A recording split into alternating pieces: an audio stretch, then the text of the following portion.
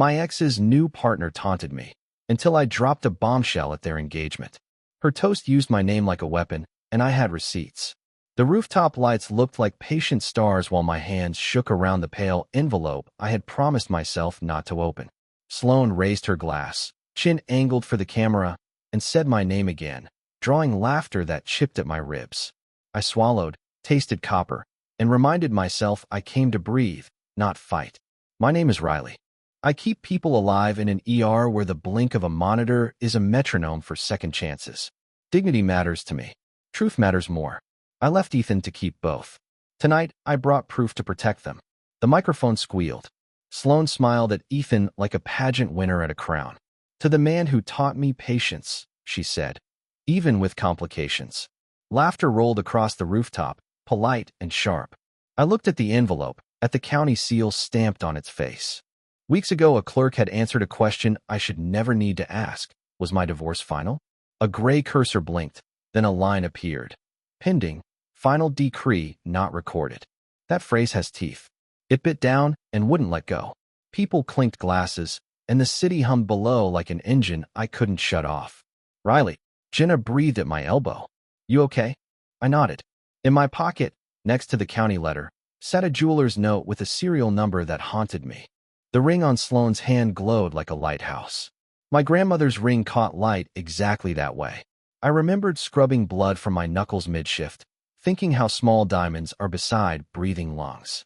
Sloane lifted her hand for the photographs, and the stone threw a cold star across the tablecloth. It landed on my wrist and stayed there like frost. I didn't come to start a scene. Silence had started to feel like complicity, and peace built on lies collapses like cheap scaffolding.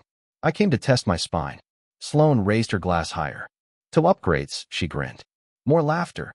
I let my thumb find the flap's edge and watched Ethan turn his face away like a door closing in a slow breeze. The band tuned a happy song while my pulse counted down a quieter kind of courage. I moved my hand so the light wouldn't touch the seal. 2 years ago, the end came quietly, like a fridge motor stopping. We weren't screaming. We were smoothing napkins and lying about the future. Ethan said, "We just want different things," as if we were a gentle animal we could set free without blood. Different things meant I wanted promises honored in daylight, and he wanted applause. We met in a checkout line. He dropped a bottle of olive oil, and I helped mop the floor with brown paper towels. He told that story as a meet cute for months, polishing it until it shone. Later I learned he had practiced shine his whole life. When Sloane appeared, she slid into our circles like a knife into a sleeve. She laughed at Ethan's jokes a second too soon. She loved windows, angles, cameras. At first the jabs were subtle. She replied to my book review with a winking comment about basic tastes. She made a group chat called Elevations and left me off. At brunch she asked what the ER paid and said, "Wow, saints really do work for free." I told myself she was immature. I told myself to stop tallying tiny cuts. The last cut before the break was not tiny. Ethan posted a picture of our couch, my couch, captioned, "Upgrade pending." Sloane's bare feet on the cushions, red toenails like exclamation points. That night I asked, "Are you cheating?" He laughed without sound. "We're on a break," he said, though I hadn't been notified. I packed 2 bags and left before dawn, arranging mugs so the cabinet would look less empty. I chose my dignity and closed the door. Months passed. When I blocked and muted, Sloane found new hallways to reach me. She added me to a public story titled, "How to Lose Gracefully." She commented under my friend's engagement, "Some people only hold rings in dreams." I carried those words into 12-hour shifts like sand in my shoes, trying to ignore the ache. The ache grew teeth. Tonight those teeth were smiling across the rooftop. I could count them one by one. I told myself history stays in the past until someone drags it forward. She had dragged our past into this party. The red flags didn't wave. They flickered like bad neon. A mutual friend posted a How We Met reel for Ethan and Sloane, a slideshow stitched from old photos. I watched twice, then a third time, then froze the frame with a date stamp in the corner. The so-called first coffee? It was taken the same weekend Ethan told me he needed space to think. The caption read, "Timing is everything," which is true when timetables get rewritten by people who think calendars are clay. I told myself not to make a detective story out of boredom. I picked up extra shifts, folded scrubs, and stopped looking at my phone after dark. Then I saw the ring. It flashed in a carousel of engagement shoot photos, the kind with linen outfits, wind-blown hair, and planned spontaneity. Sloane's diamond had a swallow wing engraving along the band. My grandmother's ring, stolen during a break-in last year, had that engraving. I had given police the serial number from an old appraisal because Grandma stored everything like a librarian. The officer wrote the digits down while I tried not to cry in a room that smelled like a tired fern and photocopy ink. I zoomed until the pixels broke. I compared swirls like a jeweler under weak light. Then I called Maya. "Tell me I'm seeing ghosts," I said. She listened to the story twice. "Bring the appraisal," she said. "Bring your patience." We took pictures of the pictures and ran them through reverse search. We found the photographer's behind-the-scenes post and pulled the EXIF data, which told us the day and hour. It overlapped with the day Ethan had sworn he was at a conference 2 states away.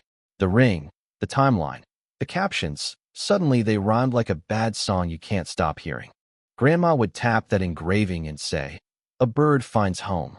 She wore the ring to church and when balancing a checkbook that never bounced. After she died, I filed the appraisal with house papers, saving it for a beginning. On Sloane's finger, it looked like my last name hung on a billboard. Maya squeezed my wrist. "We confirm, then move," she said. No rage. I breathed the way I coach patience, counting 4s until words steadied. I wrote the serial number on my palm because my paper kept shaking. At Mariah's birthday, I practiced invisibility. I arrived late, hugged fast, and stood near the cake pretending to care about frosting petals. Sloane saw me anyway. She drifted over with a flute of something expensive and a smile that made me miss fluorescent lights. "Riley," she sang, "your scrubs are so brave. I could never wear polyester to work." I looked down at my sweater. "I'm off tonight," I said. "Oh, right," she said, "self-care. We love that for you." People laughed in the safe way people laugh when they think the target will not bleed in public. I counted the forks in the napkin bucket. Behind me, Ethan told a circle of men that relationships are just logistics when 2 adults know their value. One man said something about a beta phase before exclusive, and I pictured a whiteboard with my name erased. I was putting the forks back when a woman I didn't know appeared at my shoulder. "You don't remember me," she said. "I work at the lakeside. I saw them there. It was February." I stared. "They said their project needed privacy," she added, but she kept calling him babe. She looked embarrassed and then relieved, like she had dropped a heavy bag she'd carried longer than she meant to. "Sorry," she said. "I thought you should know." She vanished into a bouquet of balloons. Sloane clinked her glass with a butter knife. "Public service announcement," she said. "If your ex keeps texting you, send them a link to therapy." She looked straight at me and took a slow sip. My phone was quiet in my pocket. Her friends laughed anyway. "We block with kindness," she added. I smiled the way nurses do when family members argue at 3 a.m. and the CT scanner is down again. It is a smile that says, "Not here, not now." Outside, the parking lot smelled like rain. Maya listened to the lakeside story and exhaled a single syllable that meant a paragraph. "Okay," she said. "No more hoping this fades by itself. We do the boring work next." She made a list: clerk, jeweler, screenshots, dates. I added coffee because spite turns bitter without sugar. I wanted to be the person who walks away forever. I found myself turning back toward a truth that wanted an audience. The storm broke open, and I promised myself I would not drown quietly. Peace costs more than people think. It is not free. It is financed by boundaries and paperwork paid on time. I wanted that kind of peace so badly I could taste ink. "Block everything," Maya said, "and lock your files." She sat on my couch with a laptop, hair in a knot, eyes calm. "We don't respond to bait," she said. "We document." On cue, my phone buzzed with a tag. Sloane had posted a T-9 days engagement countdown. The first slide read, "Upgrades only." The second slide showed a close-up of the ring with a caption, "Some stories end where they're meant to." I stared until the pixels blurred and then sharpened into anger. A blue bubble lit my screen with an unfamiliar number. "Hey, it's Jenna," the text read. "I know this is weird, but I wanted to make sure you heard from me before rumors. I would like you there. It feels right." I stared. She and I had swapped soup recipes once. We had packed Ethan's mother's pantry during a remodel. We had never texted like this. I typed, erased, Typed again, and finally sent. Are you sure? She replied. I want a witness, even if it's only in my head. I went for a walk and counted porch lights. I thought about the clerk's screen, the line that said pending. I thought about Grandma's ring. The ER smells like bleach and metal. My street smelled like wet leaves and the relief of traffic. I wanted to disappear into the ordinary and never read a caption again. I also wanted to be the kind of person who looks a bully in the eye and does not blink. Peace and pull fought like twins in my throat. Back home, I set the kettle on. Maya slid a folder across the table labeled proof in black marker. We'll bring copies, she said. We'll bring calm. I put my hand on the folder and felt its small, patient weight. My phone buzzed again. Sloan had added a slide. Some exes can't move on, it read. We pray they find peace. The kettle clicked and the apartment exhaled like a tired lung. I turned off notifications and promised myself I would choose what peace meant. The envelope arrived on a Wednesday, thin and official, the color of old oatmeal. I almost left it on the counter under a coupon for paper towels. I opened it because I have learned that fear grows in sealed spaces. Inside was a letter from the county. Status: pending, final decree not recorded. My divorce was a door someone had closed without latching. I read the line 3 times, then called the clerk. It means the judge signed, she said. But the final decree was never filed. Someone had to file it. It didn't happen. I thanked her and stared at the wall while the phone screen dimmed to black. Maya listened with the patience of a person who fixes things for a living. So legally, she said, you're still married. I pressed 2 fingers to my eyes until colors pulsed. We were done, I said. He knew we were done. Maya's keyboard clicked. Intent isn't paperwork, she said. Paperwork is paperwork. She sent me a step-by-step, request certified copies, note docket numbers, print emails. She added, we keep this factual. We don't give them a melodrama to point at. I remembered our last week together, Ethan promising he would handle the filings. He had folded his sleeves and kissed my forehead like a politeness. I had believed him because believing is faster than auditing a person you love. Now I pictured that promise sitting in a drawer like a library book no one returned. The word pending grew heavier in my mouth until it tasted like a swallowed coin. At my kitchen table, I made a stack. Clerk's letter, email receipts, the old appraisal, my police report. I copied everything twice and labeled the piles like we do crash carts. Documents, contacts, next. My hand steadied. The ring, the decree, the timeline. Each had a box beside it, and I planned to fill all 3. When the clock hit midnight, I placed the county letter in a new envelope and wrote 2 words on the front in block capitals. For Jenna. Something in me settled as I wrote her name, and something else sharpened. The neighborhood jeweler remembered me before the bell finished ringing. Mr. Alvarez wore magnifying lenses that made his eyes look kind, then careful. I slid the appraisal across the glass and pointed to the engraving line. Swallowing motif, he read. Serial 725C. He opened a ledger, then a browser. I can't disclose a client, he said softly. But if a piece with this number walked in and out, I could confirm the number exists. I nodded. I just need to know I'm not imagining. He adjusted the lenses and typed. It exists, he said. It passed through here in April. I noted a resize request and a cleaning. He looked up and sighed. I asked for a written note verifying only the serial number and the date. He wrote it in a steady hand that made me want to borrow his spine. Outside, I texted Maya a picture of the note, then walked to my car and sat without moving while the steering wheel cooled. The break-in had been a flashlight in my face, drawers dumped like tongues, a report that smelled like damp cardboard. I had told myself to let it go, that rings are not lungs, that breath is the thing. But breath and memory are cousins. They return to the house we keep for them. At the precinct, a clerk printed my old report and stamped it like a librarian.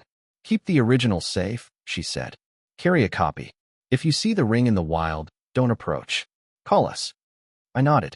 In the glass, I saw a woman in scrubs who kept breathing while the floor shifted. She looked a little like me. She was me. The log also showed a size change, from 6 to 7.25. Grandma's hands were small. The new fit matched Sloane's photos. The line was only ink, but it felt like a bell I could hear in my bones. I pulled up a picture of Grandma holding a lemon pie, the swallow wing bright as a tiny horizon. Proof isn't fireworks. It's It's a stack of boring things that refuses to fall. Maya texted, "We're building a staircase. Keep climbing." I breathed once for her, and once for the part of me that wanted sleep instead of courage. The numbers matched like coordinates to an address I already knew by heart.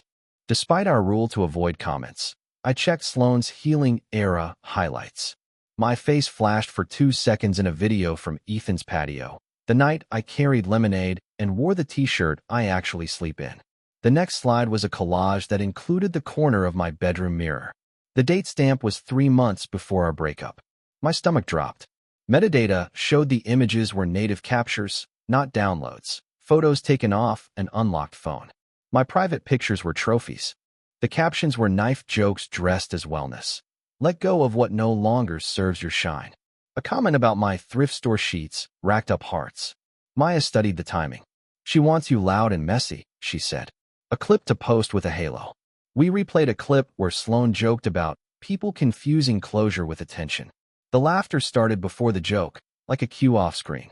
She's staging you, Maya said. Don't audition. I closed my texts without sending the paragraph I had written in my head. We traced one screenshot to the photographer's cloud. A public link had been live for 2 days by mistake. Sloane saved what she could crop. The pattern tightened, not random rage, a campaign. That word sits heavy. Campaigns have budgets and goals. The goal wasn't love. It was applause over someone else's humiliation. In the ER, I've learned calm is a skill, not a mood. You hold pressure, count, name what is real, and act. I wrote at the top of a fresh page, pattern of targeted humiliation. Under it I listed links, dates, and who could verify each item. Facts are seatbelts, Maya said, handing me a stapler. They keep you in the car when impact comes. I stapled the pages and felt my pulse slow to something I recognized. I wasn't hunting revenge. I was choosing a language the county, the jeweler, and, if it came to it, the police would understand. If Sloane wanted spectacle, she would have to produce it alone. By midnight the folder was heavier, and my desire to argue on the internet was gone. The quiet wasn't surrender. It was aim. I realized her game wasn't taunting me. It was baiting me into losing credibility. The plan arrived the way plans do. Piecemeal, unglamorous, correct. I printed the county record with the pending, final decree not recorded, line highlighted. I ordered certified copies in duplicate and tucked the receipt in a sleeve.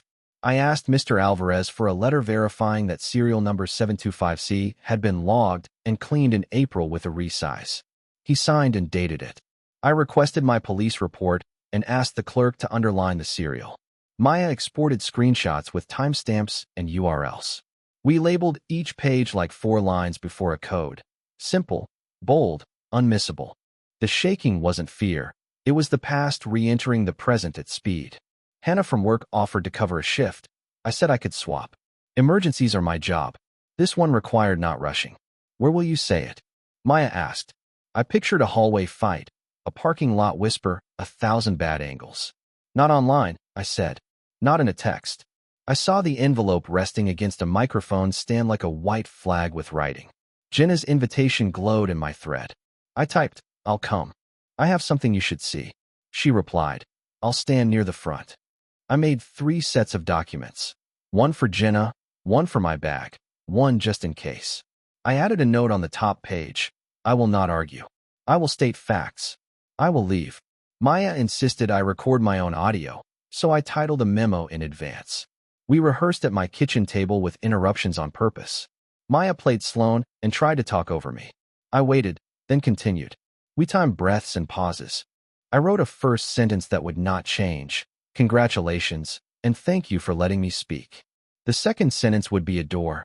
I need to state 2 facts that affect this engagement. After that, dates and names. No adjectives. No history. If I shook, I would hold the envelope with both hands like a chart I was reading in a trauma bay. It helped to frame it as consent to reality rather than a fight. Reality does not require volume. I rehearsed the sentences until I could say them without shaking or shouting. 2 days before the party, Ethan asked to meet for dinner for old time's sake. We sat in a booth under a neon lobster that buzzed like a faulty heart. He ordered for both of us without asking, the way he used to. You look tired, he said. Work hard, sleep soft. I answered, and let the silence do what it does when people are uncomfortable. He leaned in. I know you're upset, he said. I want to make this easy. For whom, I wondered. We should keep this civil, he continued. No scenes at the engagement. A lot of important people will be there. It would reflect badly on you. He smiled as if he were offering me a seat on a lifeboat. I thought about the county letter sleeping in my bag, the swallow wing carving light from Sloane's ring. I don't do scenes, I said. I do facts. His jaw flickered. You always did love rules, he said. They make you feel safe. I took a bite of cold green beans to keep from saying something that would taste like regret later. My phone buzzed under the table. A DM from Sloane. I heard you might come. If you feel tempted to make a moment, remember who will look unhinged in the photos. She added a prayer hands emoji and a heart. I almost laughed. I almost replied with a paragraph about dignity. Instead, I put the phone face down and reached for my water. Ethan washed my hand like a person waiting for a dog to sit. I'm happy, he said. You should find that. On my drive home, someone followed too closely, headlights filling my mirror like interrogation. They turned away at the light, and I exhaled. Maya was waiting on my steps with tea. You okay? She asked. I told her about the DM and the lobster and the headlights that felt like a threat even if they weren't. She listened until the fear lost adjectives. Hold the line, she said. Your proof is the only story you need. We practiced the opening once more, just the first 12 words. I could say them calm even if the speakers failed and the wind carried half away. I set the envelope on the table and noticed my hands were steady now. The venue manager was a man named Colby with a bow tie and a calendar brain. When I arrived early, he was directing florists like aircraft. 1 minute, he said, holding up a finger without looking. Mic between the second and third toasts. No slides, no props. Just paper, I said. He nodded as if paper were the least threatening thing in the world. We both knew it wasn't. Jenna found me by the service elevator. She looked like she hadn't slept and like she wanted to say 10 things, but only 3 were allowed. Thank you for coming, she said. I didn't know it would be like this. We stood in a sliver of shade that smelled like eucalyptus and electricity. I have an envelope for you, I said. You can open it later if you want. She slipped it into her clutch with the care people use for fragile medicine. I'll be near the front, she whispered. If you shake, look at me. I checked my pockets like a pilot. Phone, list, PIN, ID. Maya texted a check-in and a small heart. I watched guests pose under an archway that resembled a garden's idea of itself, all curated ivy and rented sky. Sloane glided by in a dress that made cameras obey. She didn't look at me. Ethan saw me once and looked away like a person avoiding a mirror. The sun moved. Time obeyed itself. When Colby lifted the mic from its cradle, the metal clicked in a way that sounded like a key in a lock or an old habit snapping. The first toast came from a college friend who joked about Ethan charming his professor after sleeping through an exam. The second was from Sloane's coworker, who said resilience 3 times like a spell. I stood by a column and breathed into my ribs as therapists teach. Applause rolled. I pictured the clerk's cursor, the jeweler's handwriting, the police stamp. Facts are boring until they're the only thing that stands up. Colby touched his earpiece and gave me a nod that felt like a gate opening. My backup lived in my pocket. 2 sentences in large type, in case the mic failed. I carried a pen for anyone who wanted copies. If this felt like superstition, it was the useful kind. You don't give fear free rent. I traced the county seal on my envelope and prepared to say the first word. I waited until the applause faded to a hush that isn't silence, but attention choosing a seat. Congratulations, I said. Thank you for letting me speak. My voice surprised me by being mine. I need to state 2 facts that affect this engagement. A hush shifted, curious and polite. First, I said, the county clerk lists my divorce from Ethan as pending. Final decree not recorded. The judge signed, but the final filing never happened. I am still legally married to him. A glass rang somewhere. No one laughed. Second, I said, the ring on Sloane's hand matches the serial number from my grandma's stolen heirloom. I held up copies. A jeweler logged 725C in April with a resize. Here is the appraisal and police report. I'm not here to argue. I'm here to put facts in the room. I handed 1 set to Colby, 1 to Jenna. You can verify all of it. My hands didn't shake. Sloane laughed, a bright sound that hit the floor and broke. She's jealous, she said. This is pathetic. Ethan stepped forward, palms up. Riley, he said softly, placating the air. We can talk later. You were supposed to file, I said. You were supposed to tell the truth. He shrugged. Call security, Sloan hissed to someone. She's ruining our night. Jenna didn't move. Her face had gone very still. Colby lifted his mic slightly, like a referee remembering the rulebook. I set my copies on the table and folded my empty hands. No one needs to be ruined, I said. Just informed. The crowd sounded like waves hitting rocks, soft, then sharp, then pulling back. A woman near the cake whispered, "Is that legal?" Someone else said, "She brought paperwork." Phones rose like pale moths. I kept my eyes on Jenna because her face was the only one that wasn't a mask. She unfolded a page, read, then nodded once. Colby cleared his throat. "Perhaps we can take a brief pause," he said. "There is a private room if needed." "I'm done," I said. I stated what I came to state. I stepped back from the mic, palms open, posture neutral. "Congratulations," I added. "Truth can bruise and still be medicine." Ethan looked at the ring and then at me, and his smile slipped off. The room didn't explode. It reassembled into smaller storms. Jenna stepped away with the envelope like a diver carrying oxygen. Ethan argued with Colby in that hushed voice people use when they want power without witnesses. Sloan cried without tears. A guest with a blazer and a badge asked me for my name and took a photo of the documents. "We'll follow up," he said. "Don't approach her about the ring." "I won't," I said. My heart had stopped trying to climb my throat. It sat heavy where it belonged. I went to work the next morning because bodies still required blood and air. A woman coded at 7:13 a.m. We got her back. My hands remembered how to move in rooms with no cameras. Between patients, I checked my email. The clerk had written with filing instructions and a link to schedule a recording. "Mr. Alvarez emailed a scanned copy for your records." I printed everything and drank bitter coffee. Hannah said, "You look taller," and I laughed for the first time in days. Then came the messages, kind and cruel, and from strangers. Jenna texted, "I'm with Mom." Ethan sent 2 words, "Lawyers soon." Sloan posted a black square captioned, "Healing through abuse." The word abuse stuck like dust. I don't know how to heal through something I didn't do. By evening, a detective called about the ring and asked for a formal statement. I scheduled it for Friday before my shift. I felt guilty for lighting a fuse under other lives, even if the fuse ran to a truth they had chosen. Guilt is a rope. You can climb it or let it drag you. Our charge nurse asked if I needed a break. I said no and taped a line, grateful for tasks with edges and endings. HR pinged me to confirm no conflict with law enforcement. I replied yes. A blogger asked for my site. Archived. Maya left soup with a note. Eat, sign, sleep. I ate half standing up, then signed the clerk's forms with ink that bled and made me feel brave. When my phone finally quieted, the apartment rang with quiet. I thought of every patient who asks, "Am I going to be okay?" I answer, "Here's what we can control." I made a list and circled 3 items: file, statement, boundaries. The rest would be weather. I would pack for rain. I picked up the pen and decided where the rope would take me next. The detective met me in a room that smelled like dust and coffee. I gave my statement, handed over copies, and answered questions with dates instead of adjectives. A week later, he returned the ring to me with a form, a photo, and a line. Property released. The swallow wing engraving caught light just once and then rested. I didn't put it on.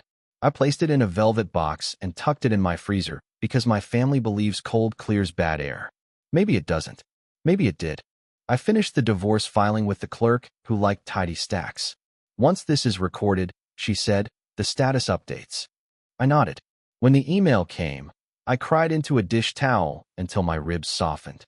I changed passwords, locked credit, turned on alerts. I taught my phone to ignore certain words. I taught myself to ignore certain silences.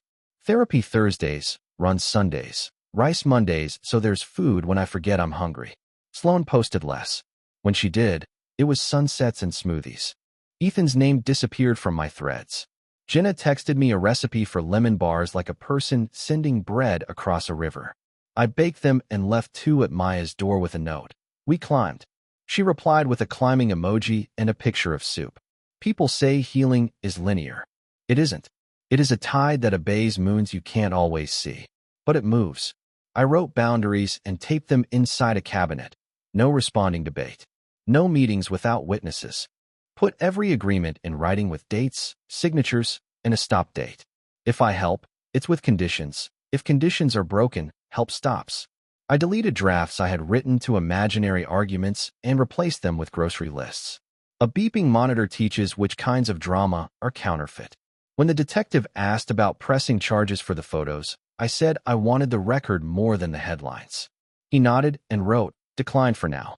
It felt like choosing to eat instead of clapping back. At night, I set the ring box down and told Grandma, "It's home." I don't know whether the dead hear words, but sometimes the living need to say them.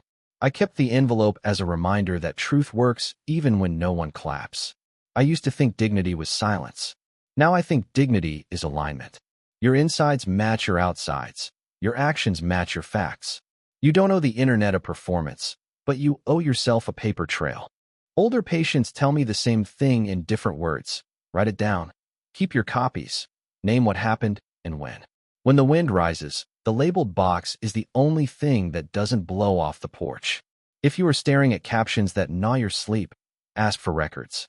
Ask for dates. Ask a person with a nameplate to point to the line on the screen that decides what is real. Evidence is not romance. It is respect for your future self. Don't bargain with someone's audience. Don't feed a campaign that wants you loud and messy.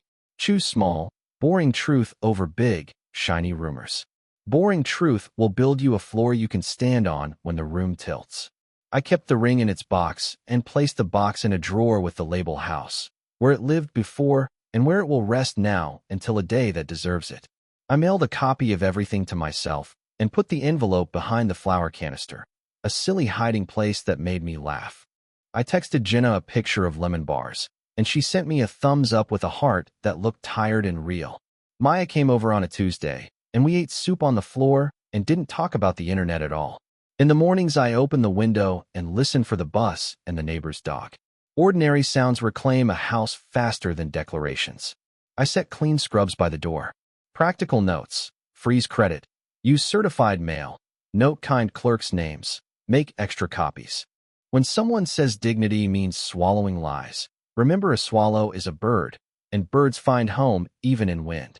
If you still ache after the papers are filed and the ring is home, that doesn't mean you were wrong. You're human. Echoes fade. They don't ask permission. The day keeps starting whether people watch or not. I hope your day starts soft, stubborn, and yours. If you're reading this wondering whether to speak, practice the sentence until your hands stop shaking.